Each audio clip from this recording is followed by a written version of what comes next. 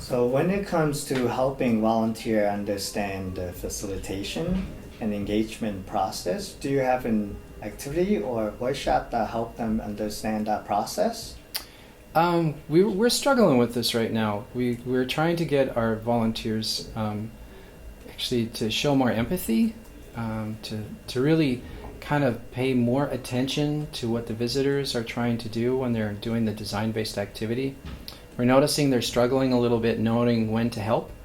And we do different techniques like, keep your hands in your pockets and don't, if you do keep your hands in your pockets while you're talking to the visitor, you tend to put more weight on language, and then you tend not to take your hands and do anything for the visitor, which we're trying to learn by doing, so they need to use their hands and not the volunteers. Another training that we just started doing, our two coordinators, Tai Chang and Asha El Ganda, have just been trying this really kind of new technique, and it's using Legos, and you have a volunteer who's sitting on one side of a table, a volunteer sits on another side of the table, and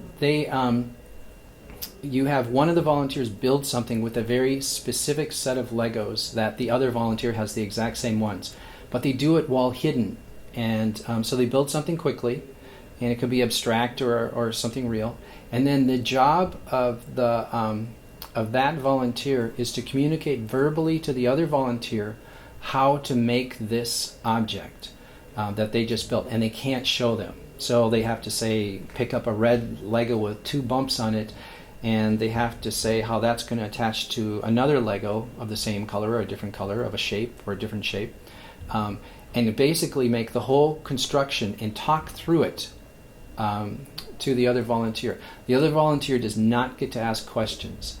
They can use body language if they want. They can shrug to show confusion, or maybe they'll use hand gestures to show rotation or something like that. But imagine having to describe building something when you need to know what direction it goes. Is it at an angle? Is it twisted? How is it oriented? And we've found that this is really powerful for the volunteers to really cue up their observation of the other person who's doing the activity. We think that way we can start to develop that goal of empathy, that they start to really practice and exercise. How do I observe, and what are the words? How do I make sure I'm being clearly understood? And then I have to observe to know that I'm being understood.